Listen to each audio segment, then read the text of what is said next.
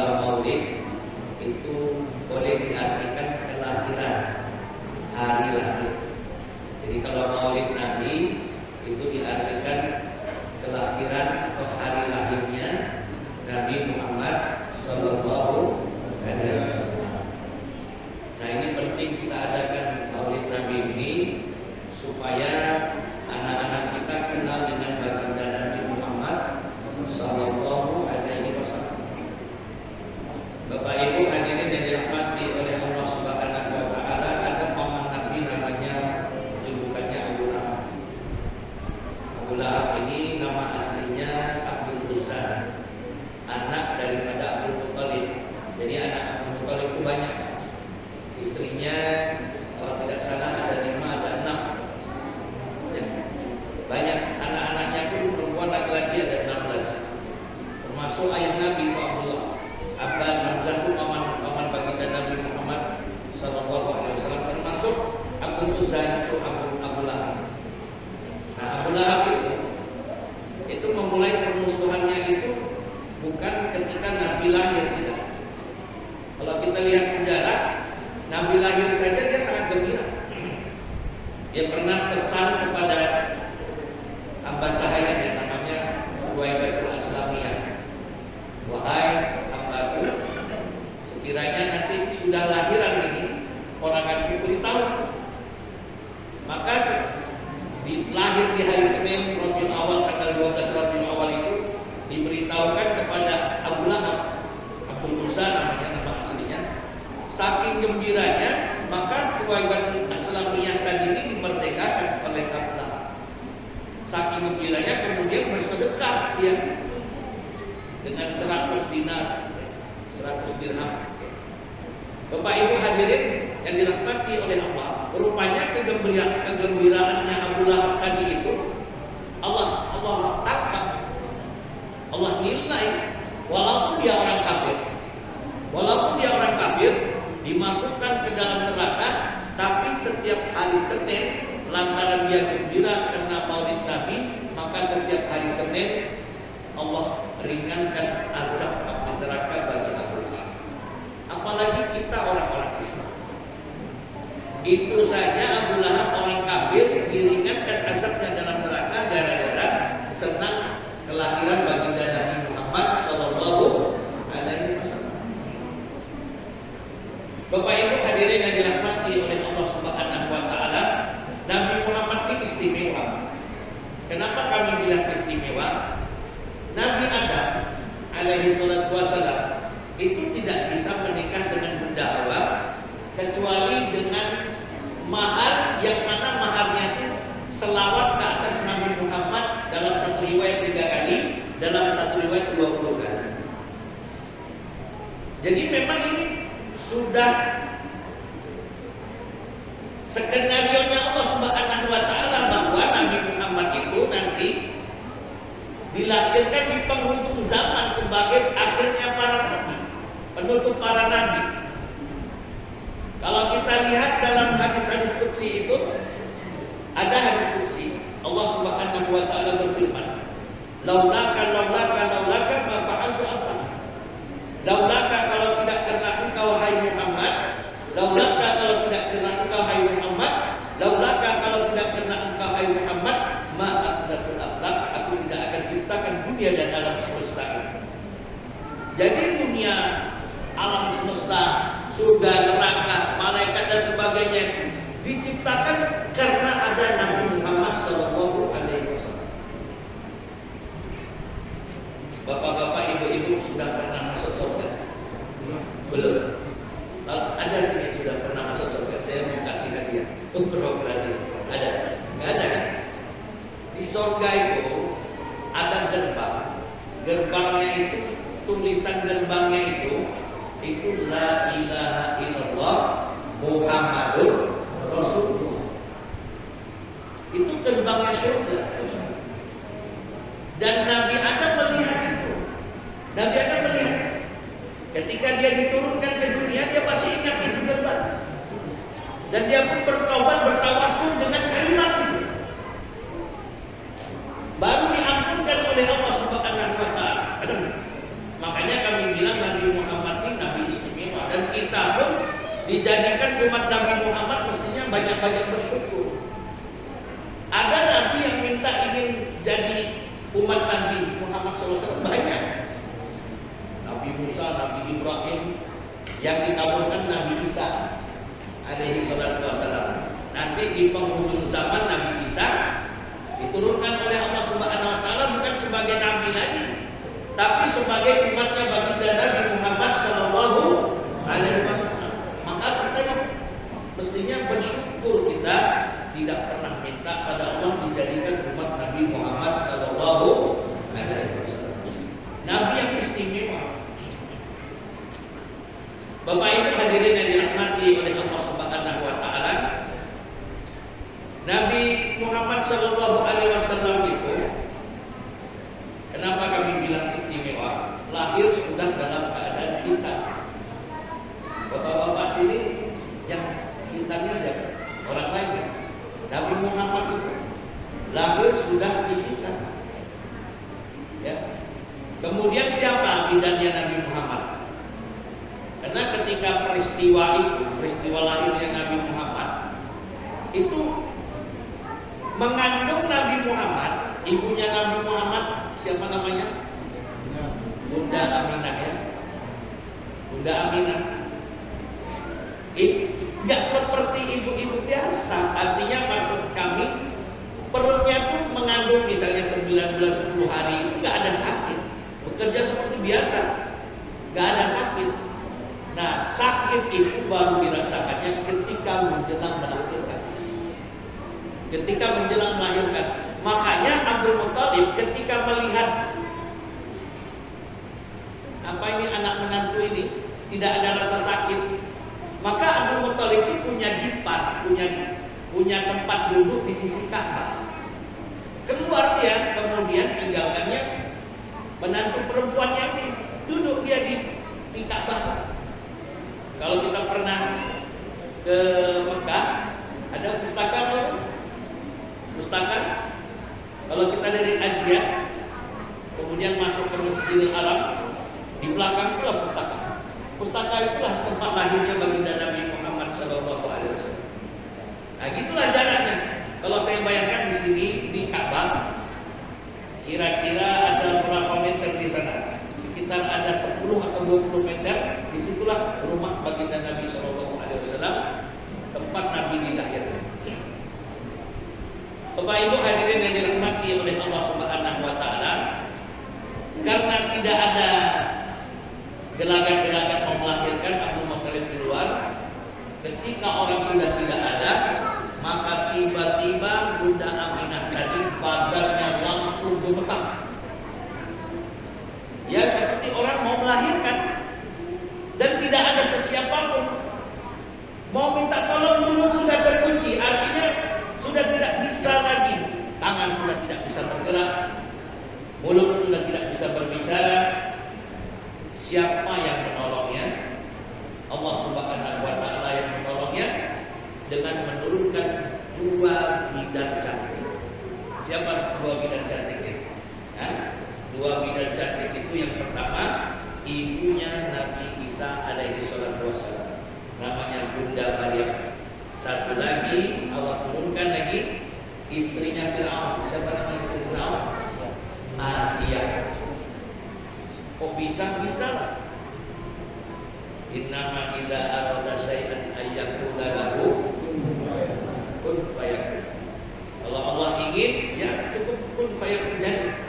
Maka 2 wanita ini dihidupkan semata-mata untuk menjadi apa? Menjadi bidannya menyambut kelahiran Nabi Muhammad sallallahu alaihi wasallam. Tidak ada siapa-siapa. Makanya Nabi Muhammad pun lahir sudah dalam keadaan hitam, kemudian lagi lahirnya sujud. Siapa di sini yang lahir sujud tunjuk tangan? Ada? Tidak ada. Bapak Ibu hadirin, makanya kita bilang istimewa. Nabi Muhammad SAW itu luar biasa istimewa. Lahir dalam keadaan hitam, bidannya adalah Bunda Maryam satu, Asia satu. Semata-mata untuk membantu proses kelahiran baginda Nabi Muhammad SAW. Maka setelah itu Abdul Muthalib itu melihat kok cahaya sampai ke langit. Itu dari rumahnya. Dari rumahnya lahirnya Nabi itu bercahaya sampai tembus ke langit. Bayangkan. Itu luar biasa, dan itu sebagai tanda bahwa inilah utusan Allah, orang pilihan Allah, Nabi penutup para nabi, penutup para rasul, baginda Nabi Muhammad Sallallahu Alaihi Wasallam. Dan lahirnya Nabi Muhammad itu ada dulu agama namanya Majusi. Majusi itu orang yang menyembah api. Jadi Majusi itu kenapa mereka menyembah api? Karena api mereka ribuan tahun gak pernah padam. Kita bakar ayam, habis bakar ayam selesai ayam tuh, selesailah api kita. Tapi orang Majusi itu ribuan tahun apinya gak padam-padam. Lahir Nabi Muhammad, api Majusi yang ribuan tahun itu padam seketika. Bayangkan sama Bapak Ibu, ribuan tahun tidak pernah padam, lahir Nabi Muhammad langsung padam. Dulu langit, sebelum Nabi Muhammad lahir, langit itu terbuka pintu langit. Makanya jin itu sering nyuri-nyuri berita langit. Makanya dukun itu suka temanannya dengan jin.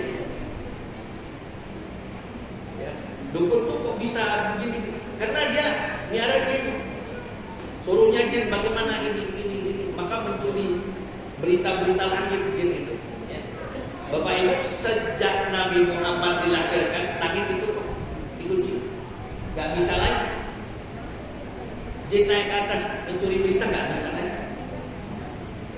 Bapak Ibu hadirin yang dirahmati oleh Allah Subhanahu Wa Taala, setelah lahir datanglah Abdul Muthalib ini kakek Nabi Muhammad gembira, ya kan? Lahirnya Nabi Muhammad. Belum punya nama Bapak Ibu, belum punya nama.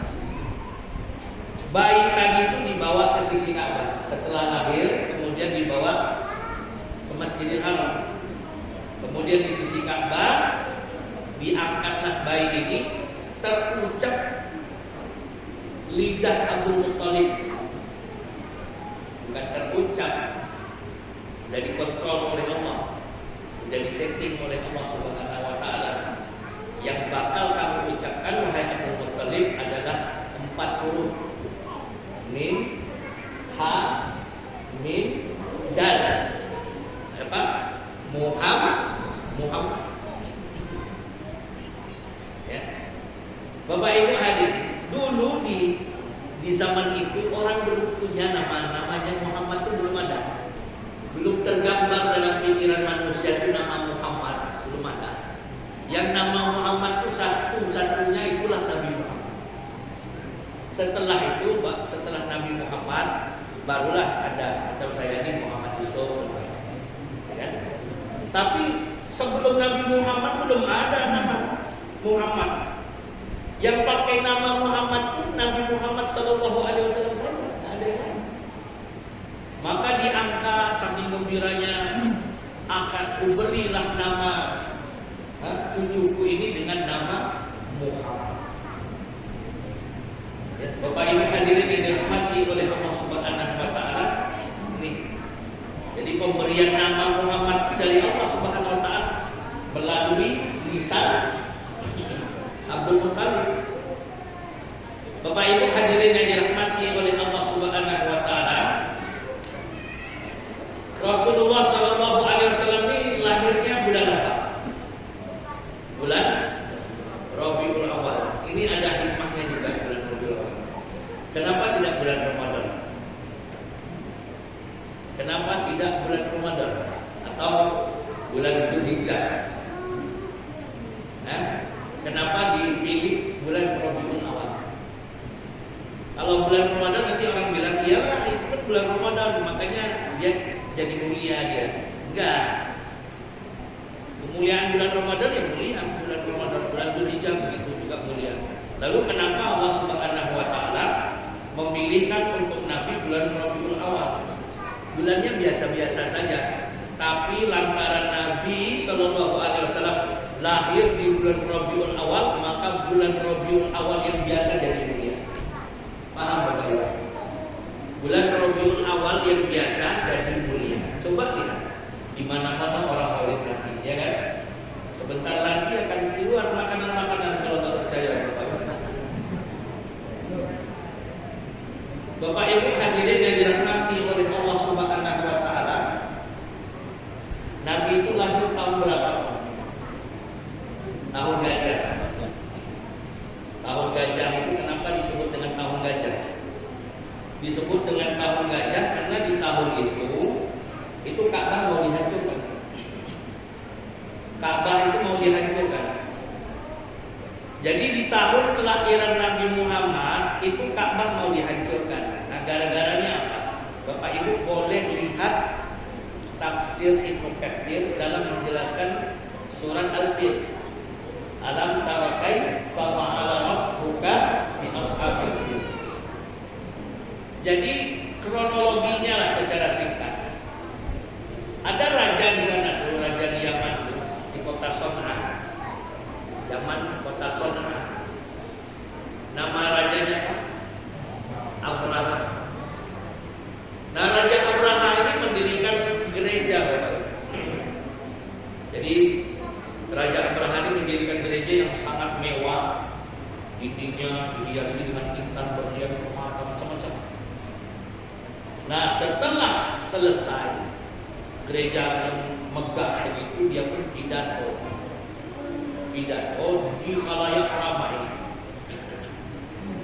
Dan dalam pidatonya itu, dia ingin memindahkan kiblatnya orang Arab ke gereja yang dia buat, bukan ke Ka'bah.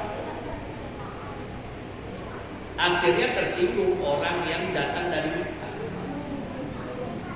Pemuda yang datang dari Mekah itu tersinggung. Enak saja memindahkan kiblat orang Arab ke gereja ini. Akhirnya setelah acara selesai, di tengah malam pemuda tadi ngamuk masuk dalam gereja itu diporak-porandakan, bahkan bukan diporak-porandakan, dihancurkan gereja itu berkeping-keping sampai datar dengan tanah. Maka besok pagi Abraham melihat istana yang megah, gereja yang megah itu sudah rata dengan tanah, tentu marah. Siapa yang membuat ini? Orang Mekah, pemuda Mekah. Nah, disitulah dia ingin balas dendam. Kemudian dikumpulkan yang pasukan bergajah dari kota Yaman Son'a sana. Dia bergerak menuju Mekah Al-Mukarramah, lihat mil Ka'bah, untuk menghancurkan Ka'bah, sebagaimana pemuda Mekah menghancurkan gereja yang telah dibuat Abraham. Tapi ketika dia belum sampai lagi ke Mekah, wa arsala alaihim tayran, Allah utus tentara Allah yang namanya burung ababil. Kalau bahasa kita burung apa? Burung pipit, burung kecil-kecil. Nah, di paruhnya itu bawa batu, di cengkramannya itu juga bawa batu. Batu yang dibawa burung kecil itu kira-kira batunya macam mana? Besarnya kecil, paruhnya itu kecil. Cuma batu apa yang dibawanya, Bapak Ibu? Batu neraka. Jadi batu neraka yang dibawa burung pipit itu, burung ababil itu kalau dia dilepasnya, jadi bukan dilempar. Di burung itu terbang, kemudian dia bawa batu, ya, kemudian dilepasnya, batu berapi. Nah, ketika batu itu ke kepala tentaranya Abraha, jadi tentara Abraha itu lengkap, pakai helm besi, baju besi itu bolong. Dalam Quran juga, baca'anahum ka'aslim ma'kul. Maka kata Allah, mereka itu seperti daun yang dimakan ulat, bolong-bolong. Jatuh batu itu bolong. Kalau jatuh dia di pucuk kepala nih, maaf nih, sampai ke duburnya bolong. Begitu, tidak ada satupun yang selamat. Nah, itulah yang disebut dengan tahun gajah, tahun di mana baginda Nabi Muhammad SAW dilahirkan. Bapak Ibu hadirin yang dirahmati oleh Allah Subhanahu wa taala, Nabi Muhammad ini yatim. Yatim itu ayahnya meninggal dunia sebelum dia lahir. Ayahnya meninggal dunia di Madinah dalam suatu urusan. Jadi Abdul Muthalib ini juga seorang pedagang. Kemudian mengutus anaknya namanya Abdullah pergi ke Madinah guna ada suatu urusan, satu rombongan.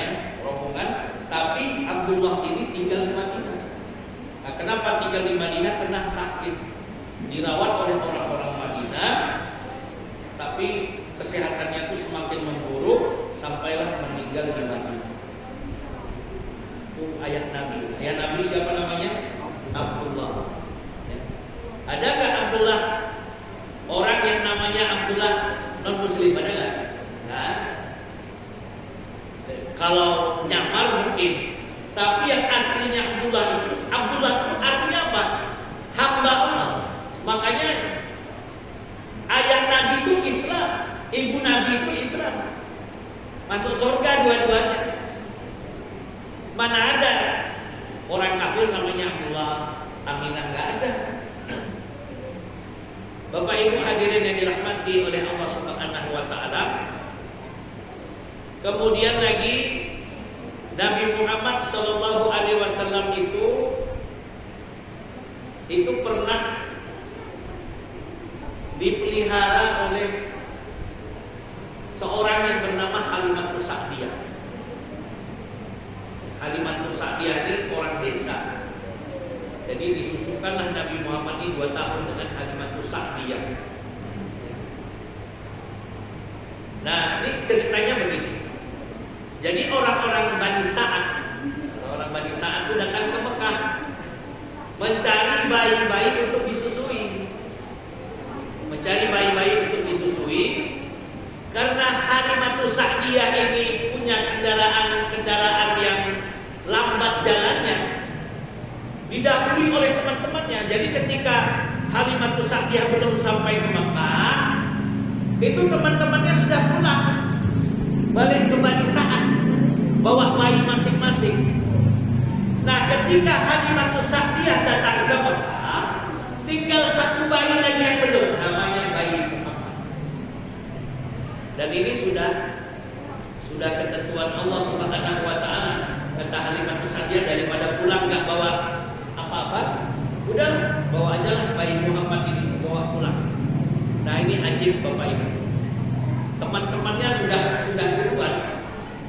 Kendaraannya Halimatus Sa'diyah itu lambat jalannya. Ketika dia bawa jasad Nabi Muhammad SAW, maka tiba-tiba kendaraan itu gemuk. Tiba-tiba kendaraan itu laju. Jadi begini maksudnya. Ini kisah di dalam sejarah, nggak bohong-bohong ini. Kalau kita maulah, itu kan jasad Nabi. Jasad Nabi saja Allah berikan keberkahan kepada Halimatus Sa'diyah. Allah langsung gemukkan seketika kendaraannya itu. Allah lajukan kendaraannya, Allah luaskan rezekinya. Itu jasad Nabi yang dibawanya. Apalagi sunnah Nabi Muhammad, apalagi amalan Nabi Muhammad kita amalkan, pasti keberkahan demi keberkahan yang Allah Subhanahu wa taala berikan kepada kita. Maka Bapak Ibu hadirin yang dirahmati oleh Allah Subhanahu wa taala, Nabi Muhammad itu disusui oleh Halimatus Sa'diyah. Nah, jadi pembelahan dada Nabi Muhammad itu memang 2 kali. Yang pertama kali di umur 2 tahun, itu masih dalam perawatannya Halimatus Sa'diyah. Nabi main-main dengan saudara susuannya di tiba-tiba datang laki-laki dari langit. Umur 2 tahun Nabi Muhammad. Tiba-tiba datang dari langit laki-laki. Kemudian ini saudara susuannya ini ketakutan. Ada sosok manusia atau sosok laki-laki turun dari langit, 2 orang. Turun dari langit 2 orang, kemudian mendekati Nabi Muhammad, membaringkan Nabi Muhammad, membelah dada Muhammad. Jadi Nabi Muhammad itu dibelah dadanya, dikeluarkan hatinya, dicuci dengan air surga. Bapak Ibu hadirin yang dirahmati oleh Allah Subhanahu wa taala, ini penting. Jadi sebenarnya nih, perbuatan kita hari-hari itu pusatnya di hati. Kita lihat orang kok bisa buat gini, itulah menggambarkan apa yang ada di dalam hati. Maka penting sekali bagi kita ya, sebelum kembali kepada Allah Subhanahu wa taala, bersihkan hati. Ya. Bagaimana cara membersihkan hati? Adalah dengan banyak-banyak berzikir kepada Allah Subhanahu wa taala. Ala bizikrillah tatma'innul qulub. Ingatlah, dengan berzikir kepada Allah Subhanahu wa taala hati menjadi tenang. Maka Bapak Ibu hadirin yang dirahmati oleh Allah Subhanahu wa taala, setelah selesai ditutup lagi, itu saudara siswanya lari ke Halimah Sa'diyah. Ibu, adik dibelah dadanya. Setelah lihat nggak ada bekas sama sekali dada Nabi Muhammad SAW.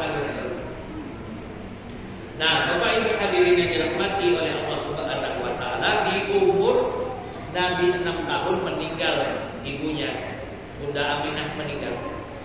Nah, Bunda Aminah itu meninggal ketika berziarah ke Madinah, berziarah ke kubur ayah Nabi Muhammad SAW di Madinah.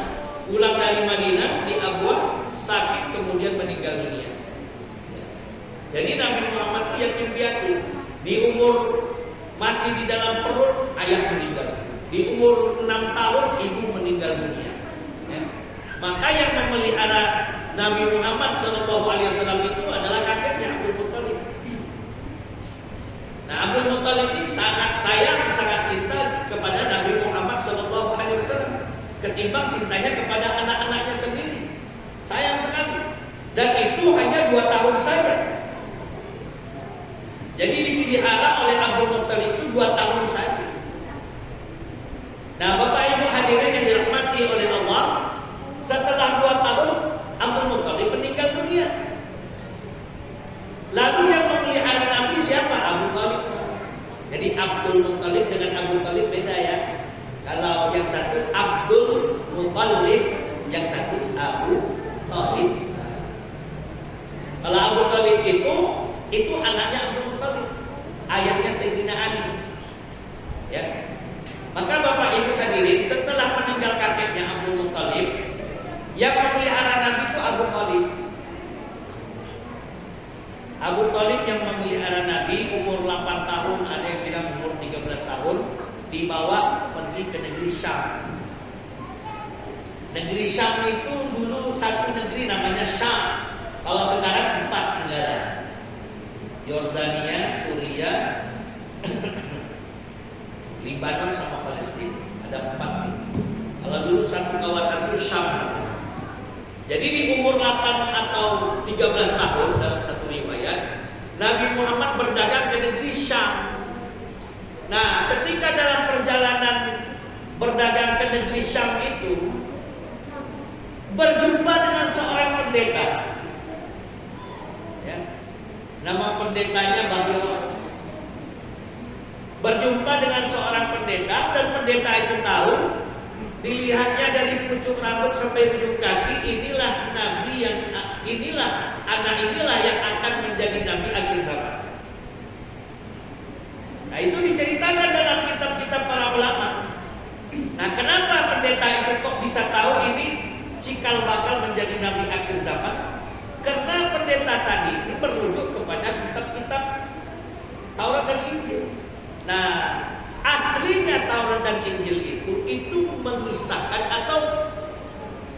menceritakan ciri-ciri Nabi Muhammad.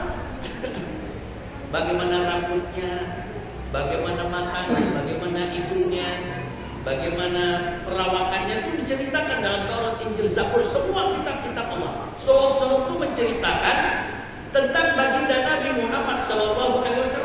Nah, itulah yang diganti mereka. Diganti oleh orang-orang Yahudi, orang-orang Nasrani, diganti. Misalnya nih, rambutnya ikal, digantinya jadi lurus. Rambutnya, matanya hitam, gantinya jadi biru. Jadi suka mengganti-ganti Yahudi Nasrani. Bapak Ibu hadirin yang dirahmati oleh Allah Subhanahu wa taala, maka pendeta tadi minta kepada pamannya Abu Thalib, pulang. Aku takut kalau nanti orang tahu bahwa ini adalah Nabi akhir zaman, akan dibunuh dia. Bapak Ibu hadirin yang dirahmati oleh Allah Subhanahu wa taala, pulang Nabi Muhammad sallallahu alaihi wasallam. Kemudian di umur 25 tahun umur 25 tahun Nabi Muhammad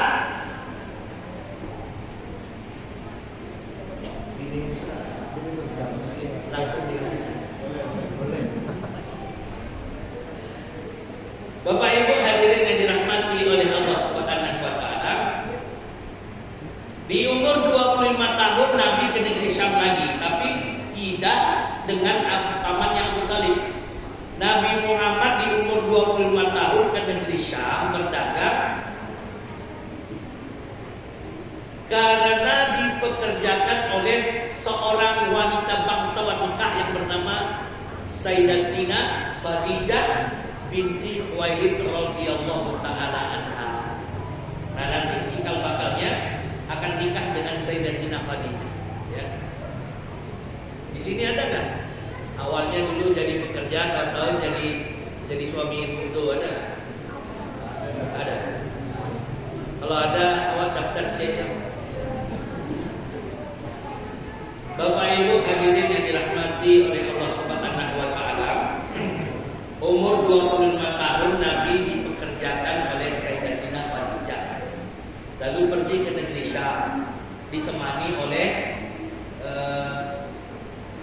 salah seorang pekerjanya Sayyidatina Khadijah, namanya Maisarah. Jadi perjalanan itu 2 bulan. Perjalanan itu 2 bulan ke negeri Syam. Nah, Maisarah itulah yang cerita bagaimana Nabi berdagang. Mudah-mudahan pedagang-pedagang ini semuanya mencontoh perdagangan Nabi Muhammad sallallahu alaihi wasallam. Nabi Muhammad itu jujur dalam perdagangan. Ya. Orang yang jujur dalam perdagangannya insya Allah dijamin masuk surga.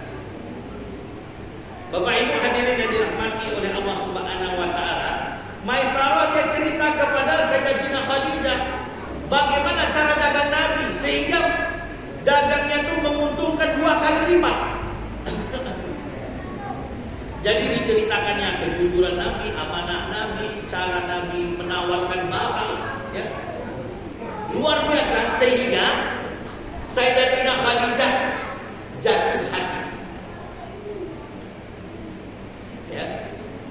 Kalau kita kan kita goda-goda anak orang, deh, mana deh, tak mau orang digoda macam itu. Tapi kalau kita tunjukkan akhlak kita seperti Nabi Muhammad, yang meminang Nabi Muhammad itu Khadijah. Yang meminang Nabi Muhammad bukan Nabi Muhammad meminang Khadijah, bukan. Yang meminang Nabi Muhammad Sayyidatina Khadijah binti Khuwailid radhiyallahu taala. Janda kaya. Bapak-bapak bisa lagu Bantu Janda? Janda yang mana? Janda yang mana?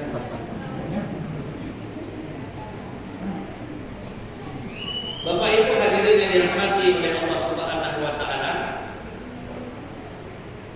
Jadi setelah diceritakan oleh Maisarah bagaimana akhlak Nabi Muhammad, berkeinginan keraslah Sayyidatina Khadijah ini ingin menikah dengan Nabi Muhammad SAW. Padahal laki-laki bangsawan kaya raya ditolak oleh Khadijah. Ditolak oleh Khadijah. Nah, Sayyidatina Khadijah itu memilih Nabi karena akhlaknya, karena amanahnya. Maka di umur 25 tahun Nabi menikah dengan Sayyidatina Khadijah. Umur Sayyidatina Khadijah umurnya 40 tahun. Tua Sayyidatina Khadijah betul tua.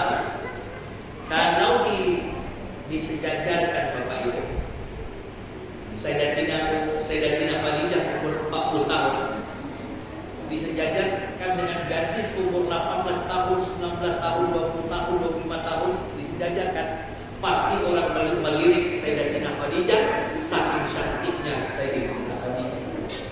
Umur 40 tahun masih cantik. Ya. Bapak Ibu hadirin yang dirahmati oleh Allah Subhanahu wa taala. Berapa lama Nabi Muhammad sallallahu alaihi wasallam itu berumah tangga dengan Sayyidatina Khadijah? 25 tahun. 25 tahun. Ya.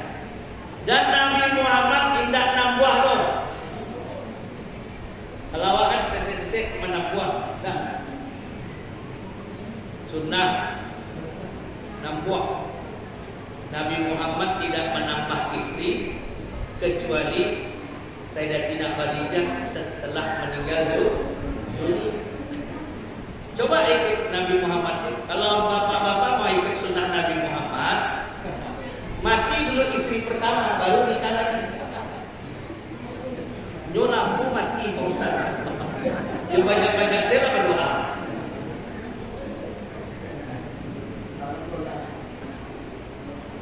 Bapak Ibu hadirin yang dirahmati oleh Allah Subhanahu wa taala, makanya di umur 25 tahun itu laki-laki itu sunnah untuk menikah. Jangan kelamaan. Ya, 26 itu sudah kelamaan, itu sudah kelamaan. Jadi umur 25 tahun itu udah laki-laki itu pada menikah semua. Bapak Ibu hadirin yang dirahmati oleh Allah Subhanahu wa taala, semua anak-anak Nabi lahir dari rahimnya tadi. Fatimah, Ruqayyah, Ummul Kulthum itu dari rahimnya Sayyidatina Khadijah. Bagaimana cintanya Nabi dengan Sayyidatina Khadijah? Tak bisa dibanding-bandingkan dengan istri yang lain. Orangnya nggak ada, tapi mulut Nabi masih mengucapkan namanya. Cemburu Sayyidatina Aisyah. Begitu cintanya kepada Sayyidatina Khadijah binti Khuwailid radhiyallahu taala. Bapak Ibu hadirin yang dirahmati oleh Allah Subhanahu wa taala, di umur Nabi 35 tahun Ka'bah itu direnovasi. Jadi Ka'bah itu sebenarnya ada kurang lebih 12 kali renovasi. Pernah dibangun malaikat, dibangun Nabi Adam, ya, kemudian dibangun oleh kaum Amalek, kemudian Bani Jurhum sampai orang-orang Quraisy. Dulu bangunan Ka'bah itu nggak punya atap. Jadi yang memberikan atap itu di masa Nabi Muhammad, orang Quraisy. Jadi ketika Nabi umur 35 tahun, maka terjadi renovasi Ka'bah. Terjadi renovasi Ka'bah. Jadi Ka'bah itu sebelumnya tumpukan-tumpukan batu, karena tumpukan batu yang tanpa semen kan. Jadi dia seperti tajam gitu ya. Jadi disusun-susun gitulah maksudnya. Makanya ada lubang-lubang bisa dilihat ke dalam. Jadi dindingnya tuh di batu-batu tumpukan itu bisa dilihat ke dalam karena dia berlubang. Jadi tidak ada semen. Ya. Yang sekarang itu enggak semua. Nah, di zaman Nabi Muhammad terjadi renovasi.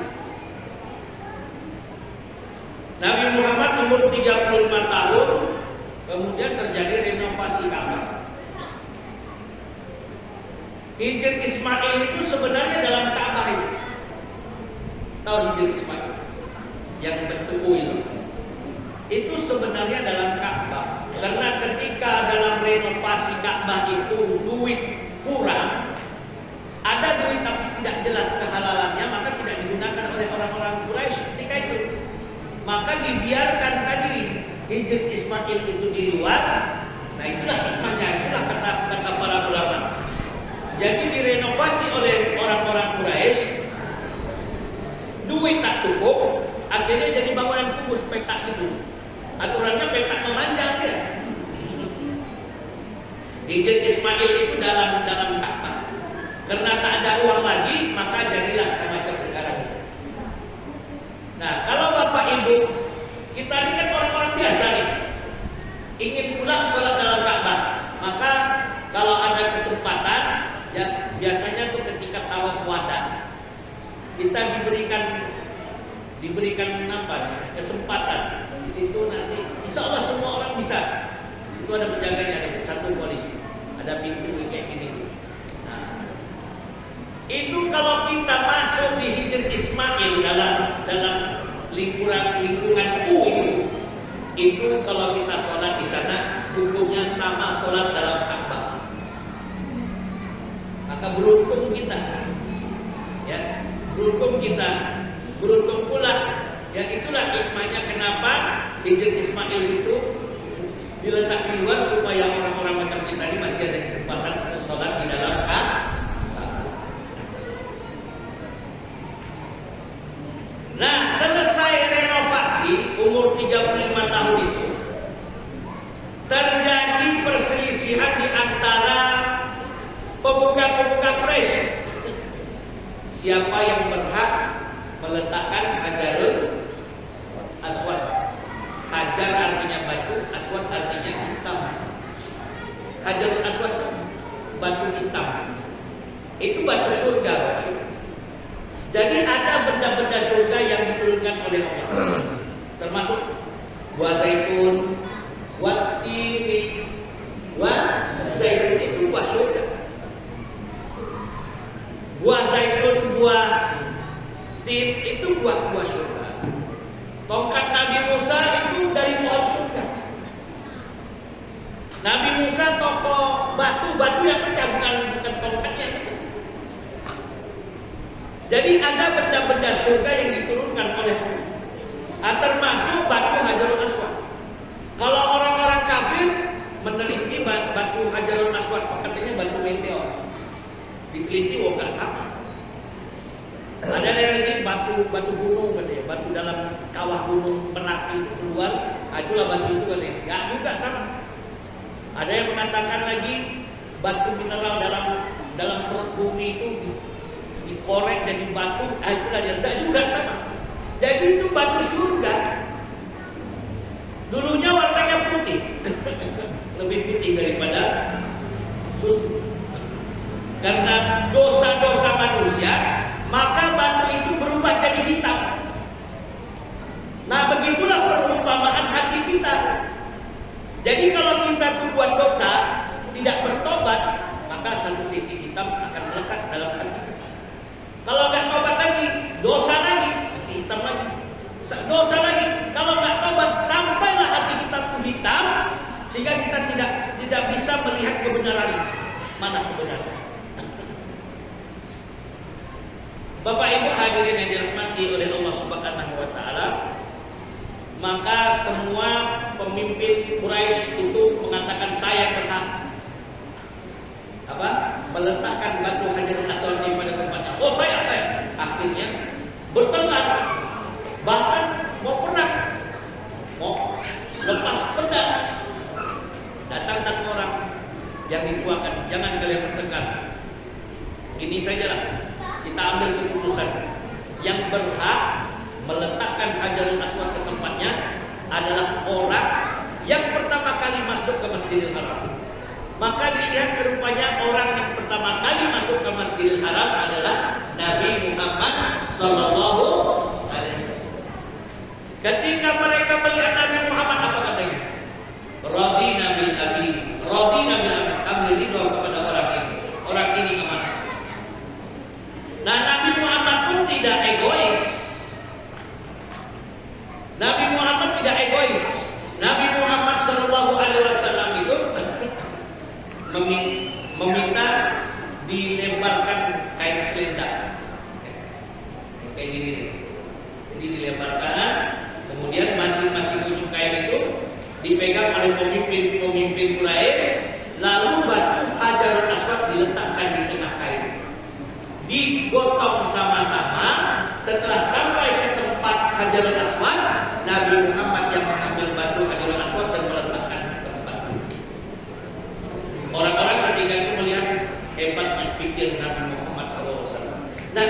juga satu tanda bahwa Nabi Muhammad ini adalah penjagaan Allah.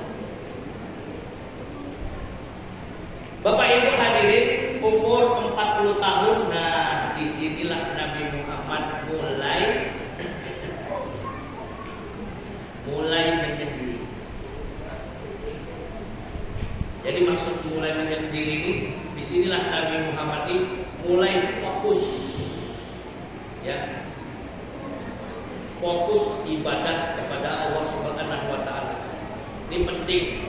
Dan Nabi Muhammad Shallallahu Alaihi Wasallam ini pun diangkat menjadi nabi bukan di umur 2 tahun, bukan di umur 10 atau 35 tahun. Tapi Nabi Muhammad diangkat jadi nabi dan rasul itu di umur 40 tahun. Nah, ini 40 tahun ini maaf ini. Kalau dia umur 40 tahun, jalannya sudah lurus, itu sampai akhirnya insya Allah lurus. Amin ya rabbal alamin. Tapi kalau umur 40 tahun masih teleng-teleng, ya kan? Nah, itu tandanya sampai akhir hayatnya tereng. Bapak Ibu hadirin yang dirahmati oleh Allah Subhanahu wa taala. Maka di umur 40 tahun Nabi Muhammad sallallahu alaihi wasallam itu banyak menyendiri, bahkan pergi ke gunung Jabal Nur. Jabal Nur itu ada gua di sana, gua apa namanya? Gua Hira. Udah pernah pada sana. Orang macam saya ini nggak masuk, Pak. Apanya kecil sekali. Karena dia tumpukan batu gitu, harus masuk situ orang-orang kurus, ya. Makanya model-model saya ini nggak masuk.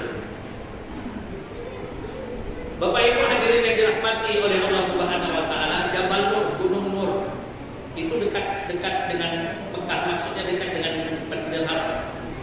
Ini dia di situ. Disitulah Nabi Muhammad 40 hari 40 malam berzikir.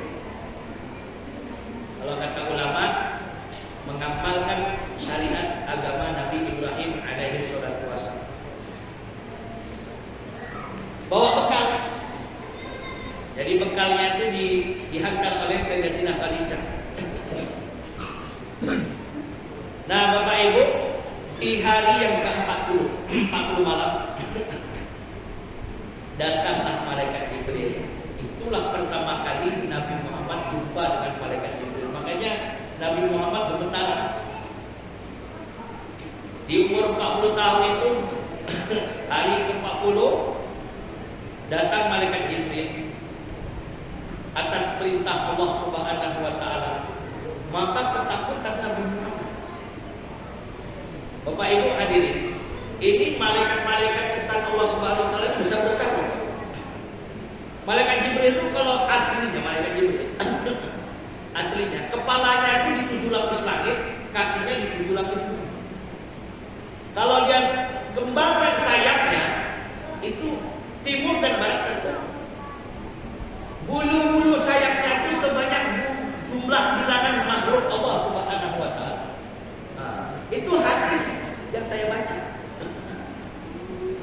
Itu malaikat Jibril berjumpa pertama kali dengan Nabi Muhammad sallallahu alaihi wasallam berbuah. Iqra ya Muhammad, baca hai Muhammad. Itulah ayat yang pertama yang diturunkan oleh Allah Subhanahu wa taala kepada Nabi. Iqra bismi rabbikal ladzi khalaqal insana min Iqra wa rabbukal alladzi 'allama bil 'allamal insana ma lam ya'lam. 5 ayat. 5 ayat ini diturunkan kepada baginda Nabi sallallahu alaihi wasallam. Ma ana biqari, aku tidak bisa baca. Didekap oleh malaikat Jibril sekuat-kuatnya. Dilepas lagi. Iqra ya Muhammad, baca hai Muhammad. Ma ana biqari, aku tidak bisa baca. Dilepas lagi. Iqra ya Muhammad, baca ya Muhammad. Ma ana biqari. Barulah ditalkinkan oleh malaikat Jibril. Iqra bismi rabbikal ladzi sampai 5. Nabi pulang. Kata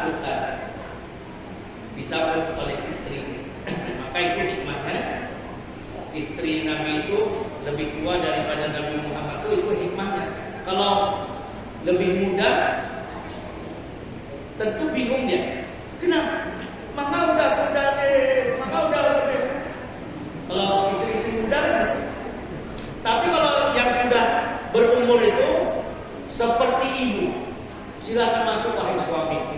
Diselimutin Nabi Muhammad, dipeluk Nabi Muhammad SAW. Dipeluk.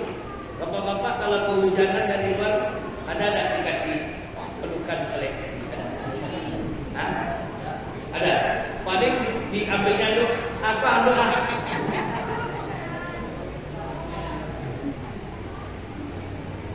Istri-istri zaman sekarang. Bapak Ibu hadirin yang dirahmati oleh Allah Subhanahu wa taala. Maka setelah Nabi Muhammad diselimuti, ini besoknya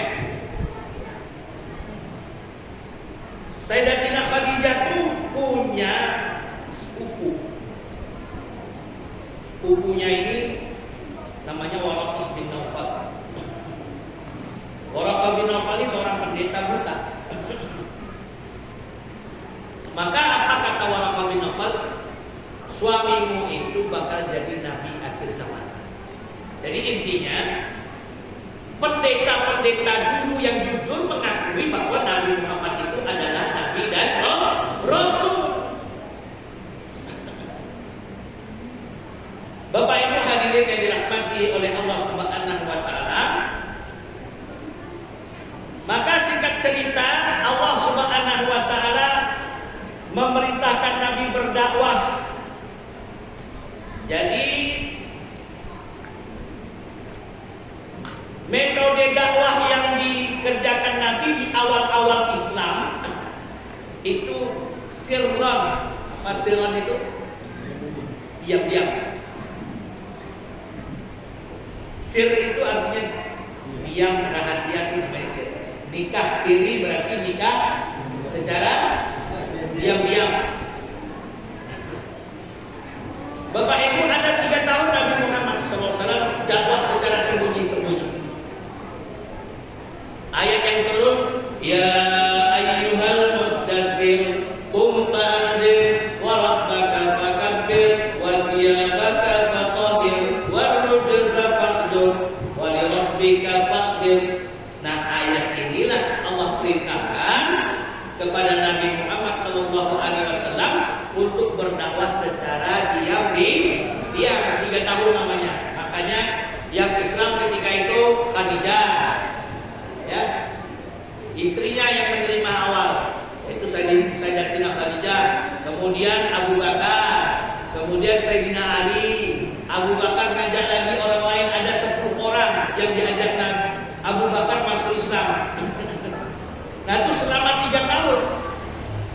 Selama 3 tahun berarti 40 tambah 3, 43 tahun umur Nabi. 44 tahunnya diperintahkan dakwah secara terang-terangan. Turun ayat. Wa anzir ashiratakal aqrabin. Hai Muhammad, berikanlah peringatan kepada kalian keluargamu yang dekat-dekat. Nah, ini perintah untuk berdakwah secara terang-terangan umur 43 tahun. Maka Bapak Ibu hadirin yang dirahmati oleh Allah Subhanahu wa taala, Nabi Muhammad naik Bukit Sofa. Tahu Bapak Ibu Bukit Sofa? Kalau kita setelah tawaf 7 kali, nanti kita ke sana ya, ke arah minum air Zam-Zam di sebelah sana, sebelah belakang. Nanti belok kanan itu kan Bukit Sofa lagi.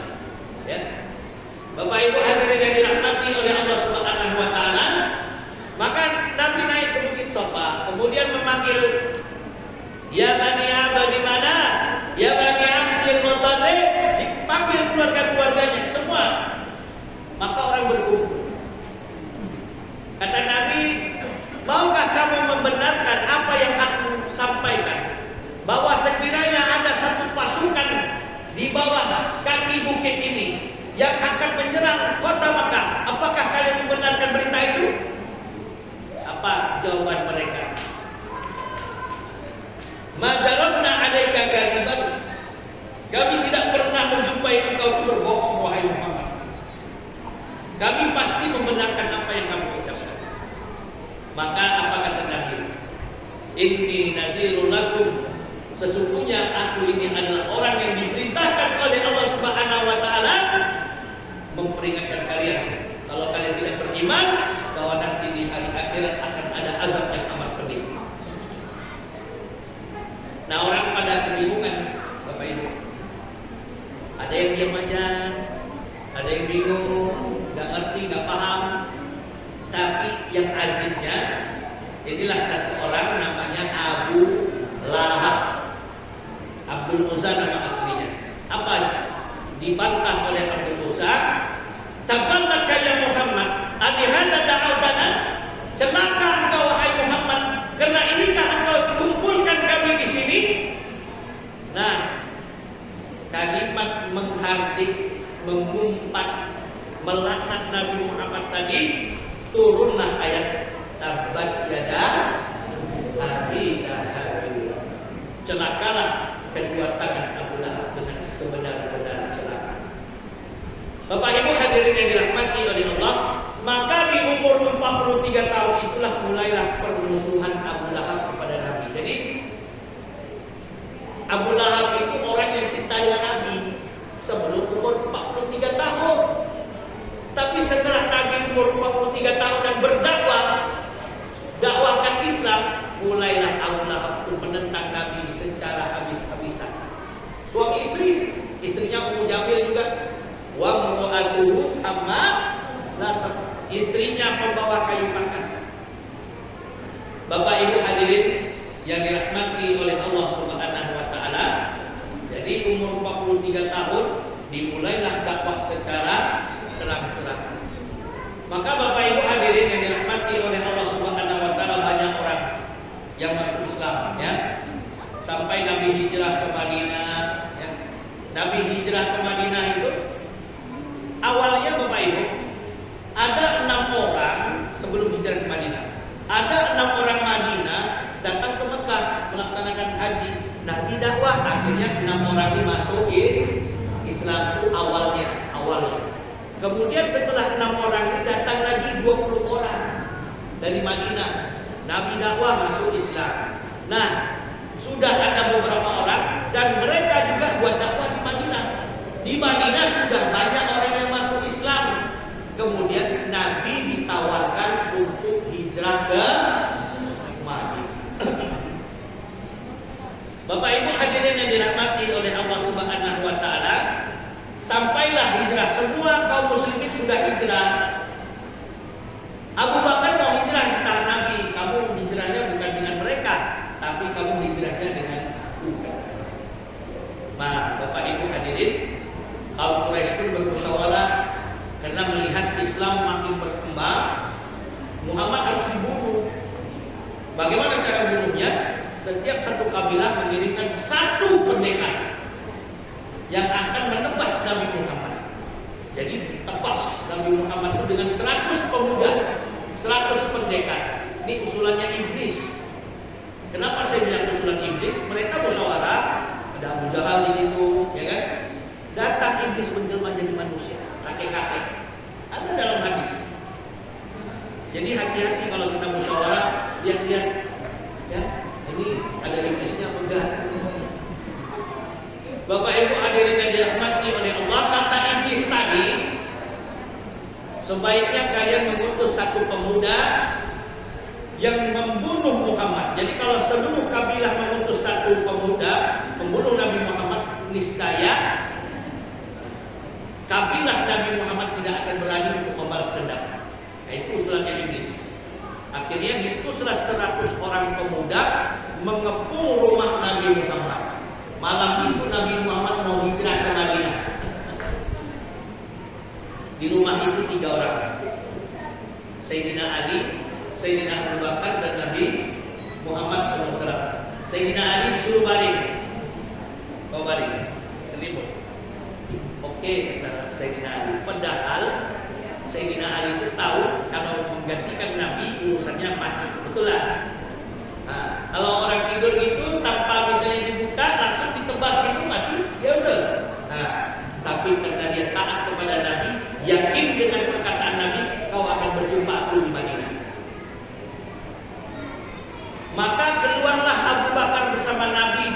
di pintu itu, di pintu yang seluruh pemuda itu ada di sana.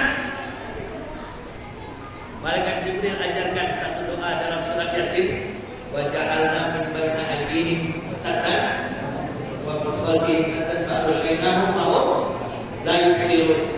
Diambil pasir, kemudian ditiupkan, 100 pemuda tidak melihat Nabi berjalan di hadapan kita. Nah, cobalah Pak diamalkan itu. Kalau ketahuan sama istri kan, waja'al ayo mati. Bapak Ibu hadirin yang dirahmati oleh Allah Subhanahu wa taala, keluar Nabi Muhammad. Jadi ini saya mau kasih tahu. Seandainya di Mekah, ini sekarang saya duduk Mekah atau Ka'bah, yang di hadapan saya itu mengarah ke Madinah. Nabi Muhammad keluar dari rumahnya bukan menuju ke Madinah, tapi tujuannya memang Madinah. Tujuannya memang Madinah, tapi Nabi Muhammad putar ke belakang. Di mana Nabi Muhammad bermalam? Di Gua Thur, Bukit Thur, Jabal Thur. Di sana ada Gua Thur. Itu arahnya bukan arah Madinah. Nah, ini siasat namanya. Ini siasat. Ketika kita berperang, ketika kita tidak ingin diketahui orang lain, maka kita buat siasat. Tapi siasat itu diketahui oleh pemuda-pemuda itu. Karena begini, di Arab itu pasir itu kalau dipijak itu berjejak. Nah, jejaknya itulah diikuti oleh 100 pemuda dan pemuda sampai ke Bukit Sur. Dia naik juga ke Bukit Sur, tapi di gua itu Allah kirimkan laba-laba. Jadi laba-laba itu buat sarang dia di mulut gua. Kata pemuda itu, takkan mungkin Muhammad dan Abu Bakar masuk ke dalam gua ini, karena di luar itu ada apa? Ada sarang laba-laba. Kalau ada sarang laba-laba tentu rusak sarang itu, ya kan? Ini tidak rapi. Itulah kuasanya Allah. Maka kata para ulama, seandainya pemuda-pemuda itu agak beginilah kepalanya di bawah, pasti nampak Abu Bakar dan Nabi Muhammad SAW di dalam. Abu Bakar ketakutan. Diceritakan dalam Quran, la tahzan innallaha ma'ana. Hei Abu Bakar, jangan khawatir, innallaha ma'ana. Allah bersama kita. Nah, Bapak Ibu hadirin yang dirahmati oleh Allah Subhanahu wa taala, 3 malam di situ. Di Gua Thur itu 3 malam. Ya. Maka Bapak Ibu, rupanya di Gua Thur itu ada ular. Nabi tidur. Sayyidina Abu Bakar bangun. Kan di pangkuan. Nabi Muhammad tidur di pangkuan Abu Bakar. Kemudian keluar ular hitam dari lubang itu. Nah, Sayyidina Abu Bakar ini khawatir kalau ular ini akan mencelakai Nabi Muhammad. Maka Sayyidina Abu Bakar ini pun tidak tega membangunkan Nabi. Nabi kecapean, keletihan. Lalu Abu Bakar ini dengan kakinya ditutupnya lubang ular tadi dengan kakinya. Marah ular itu. Dipatoknya kaki Abu Bakar tadi. Bangun Nabi Muhammad. Karena sudah tak tahan lagi. Ini merah, menangis, keringat bercucuran sampai kena pipi Nabi. Nabi bangun. Kenapa Abu Bakar? Maka dilihat Nabi, rupanya ada ular. Nabi ngomong dengan ular itu. Nabi ngomong, ini hadis ini rupanya. Nabi ngomong, apa kau gigit dia wahai ular? Kata ular tadi, wahai baginda Nabi Muhammad SAW, aku sudah ribuan tahun nunggu kedatanganmu di sini. Aku pernah berdoa kepada Allah, ya Allah, izinkan aku memandang ke wajah kekasihmu. Maka Allah perintahkan aku, tunggulah kamu di Gua Sur, nanti suatu hari dia akan datang di sana. Maka kata ular tadi, aku sudah menunggu engkau ribuan tahun lamanya di gua itu. Bayangkan Pak, buka nanti kalau nggak percaya buka Google. Nah, ribuan tahun menunggu Nabi Muhammad ingin melihat wajah Nabi Muhammad. Datang Abu Bakar dihalang-halanginya, marah benar. Nah, Bapak Ibu hadirin yang dirahmati oleh Allah Subhanahu wa taala, itu termasuk mukjizat Nabi Muhammad sallallahu alaihi wasallam. Bukan ular saja yang bisa ngomong dengan Nabi Muhammad. Pohon itu bisa ngomong sama Nabi Muhammad. Nanti Bapak datang ke Mekah sana, ada masjid Syajarah namanya. Syajarah itu artinya pohon. Nah, kenapa dibangunkan masjid Syajarah, masjid pohon? Karena dulu di situ ada pohon yang dicabutnya jadi gini-gini dia, mencabut diri sendiri, kemudian datang kepada Nabi Muhammad bersyahadat asyhadu an la ilaha illallah wa asyhadu anna Muhammadar Rasulullah, kemudian kembali lagi. Nah, kejadian itu diabadikan, dijadikan masjid oleh Arab Saudi, namanya Masjid Syajarah. Ya Bapak Ibu hadirin yang dirahmati oleh Allah Subhanahu wa taala, itu mukjizat baginda Nabi Muhammad sallallahu alaihi wasallam. Batu juga begitu, batu ngomong kepada Nabi. Jadi Bapak Ibu hadirin yang dirahmati oleh Allah Subhanahu wa taala, hijrahlah setelah 3 malam di sana, barulah Nabi Muhammad hijrah ke Madinah. Nah, hijrah ke Madinah, belum sampai ke Madinah, masih di pinggir-pinggir Madinah, maka disitulah Nabi Muhammad bangun masjid namanya Masjid Quba. Jadi masjid yang pertama kali dibangun Nabi Muhammad bukan Masjid Nabawi. Masjid apa? Masjid Quba. Di situ Nabi kalau tidak salah 20 harian. 20 hari atau 25 hari atau 29 hari, ya. Kemudian setelah dari sana, di sanalah disyariatkan azan, kemudian sholat Jumat, ya. Khutbah yang pertama kali di Masjid Quba. Barang siapa yang berwudu dari rumahnya, kemudian semata-mata ke Masjid Quba sholat 2 rakaat, maka pahalanya seperti umroh bersamaku. Setelah itu Nabi Muhammad datang ke kota Madinah. Datang ke kota Madinah disambut tola'al badru alaina min zariyatil wada wajaba syukru alaina mada'an lillahi da tola'al badru alaina min zariyatil wada wajaba syukru alaina mada'an lillahi da. Ini syairnya bernabi ke Madinah. Jadi yang kita tolak al-badar itu sambutan orang Madinah kepada Nabi. Nah, Bapak Ibu hadirin, sampai Nabi ke Madinah, nginap di rumahnya, saya lupa ada sahabat namanya, siapa sahabat? Ya, karena Nabi gini, Nabi itu orangnya bijaksana, orangnya bijaksana. Kata Nabi, aku akan nginap malam ini di rumah di mana kendaraanku berhenti. Jadi dibiarkan Nabi, onta Nabi itu jalan biarkan. Rumah saya lewat, jalan lagi onta. Sampai onta itu berhenti di satu rumah, saya lupa rumah nama sahabat itu. Setelah berhenti di depan itu, langsung ditarik pakaian Nabi yang kotor lah semua. Peralatan Nabi dibawa masuk ke rumah orang tadi itu, dan saking senangnya menyambut Nabi SAW tinggal di rumah mereka.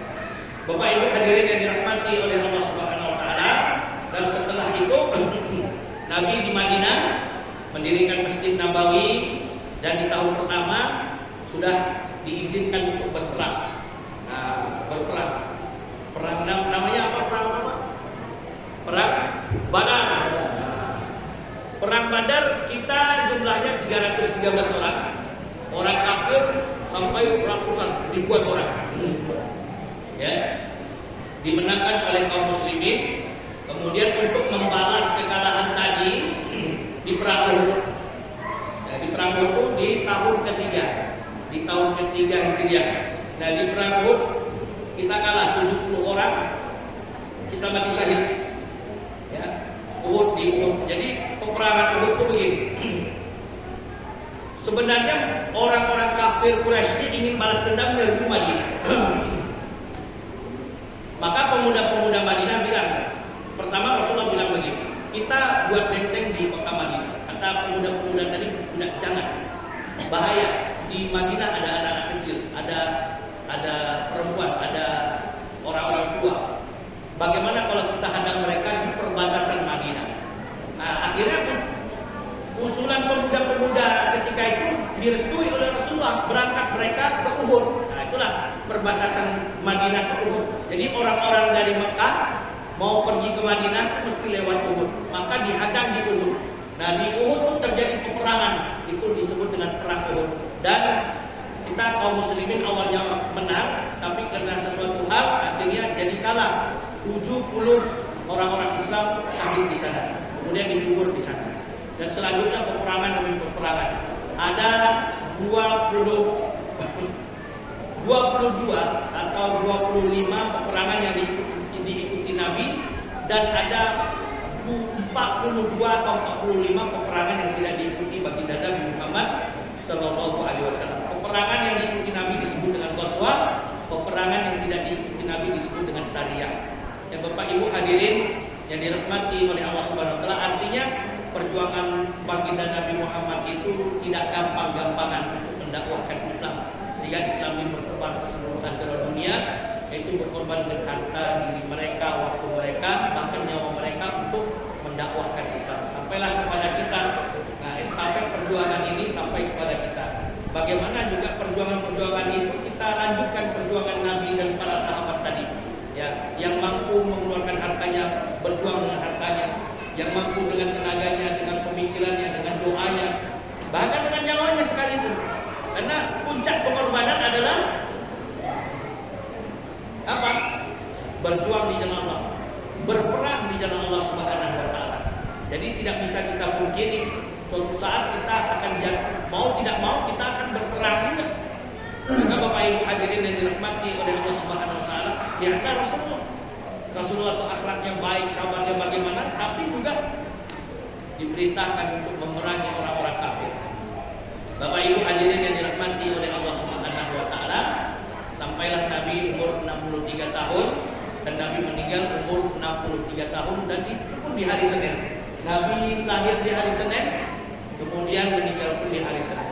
Bapak Ibu hadirin yang dirahmati oleh Allah Subhanahu Wa Taala, setelah meninggalnya Nabi, dan Nabi ini khusus, ya, artinya setelah meninggal Nabi itu Nabi tidak langsung dikuburkan. Ada sekitar kurang lebih 3 malam, ya, dan di situ pun jasad Nabi tidak membusuk, artinya tetap harum, ya. Kemudian Bapak Ibu hadirin yang dirahmati oleh Allah Subhanahu Wa Taala, setelah Nabi Muhammad yang menggantikan kekhalifahan adalah Sayyidina Abu Bakar, setelah Abu Bakar Sayyidina Umar, setelah Sayyidina Umar adalah Sayyidina Utsman, dan setelah Sayyidina Utsman adalah Sayyidina Ali, dan kemudian raja-raja setelahnya. Jadi Bapak Ibu hadirin yang dirahmati oleh Allah Subhanahu Wa Taala, kesimpulannya apa yang dapat kita ambil? Yang pertama, mari kita jadikan ini acara rutinitas kita setiap tahun, ya, Maulid Nabi, supaya memperkenalkan kepada generasi-generasi kita siapa sebenarnya Nabi Muhammad SAW dan para sahabatnya dan perjuangannya. Kemudian yang kedua, mari kita contoh Nabi Muhammad dengan kesabarannya, akhlaknya, menyebabkan orang lain masuk Islam. Nah, salah satunya di tahun ketiga Hijriah, di tahun ketiga hijrahnya Nabi, itu Arab Badui ingin nyerbu Madinah, dipimpin oleh seorang pemimpin Arab Badui yang bernama Dukhtur, ya. Nah, Nabi tahu, Nabi bawa satu pasukan mengejar pasukannya Dukhtur. Mereka ketakutan, melarikan diri ke pucuk gunung. Kemudian setelah itu dibiarkan Nabi dan mereka beristirahat. Nabi beristirahat karena hari itu hujan. Nabi lepas baju, kemudian lepas baju mengeringkannya dan istirahat di bawah sebuah pohon. Dan kaum muslimin berpencar-pencar dan Nabi tertidur. Datang dokter ini datang bawa pedang terhunus, kemudian diletakkan di leher Nabi. Lalu bangun Nabi. Apa kata dokter tadi? Man yamna'uka minni ya Muhammad. Siapa yang akan menolongmu wahai Muhammad? Maka disitulah Nabi Muhammad dengan tegas mengatakan Allah. Ketika Nabi Muhammad mengatakan Allah, haibatun wa khaufun.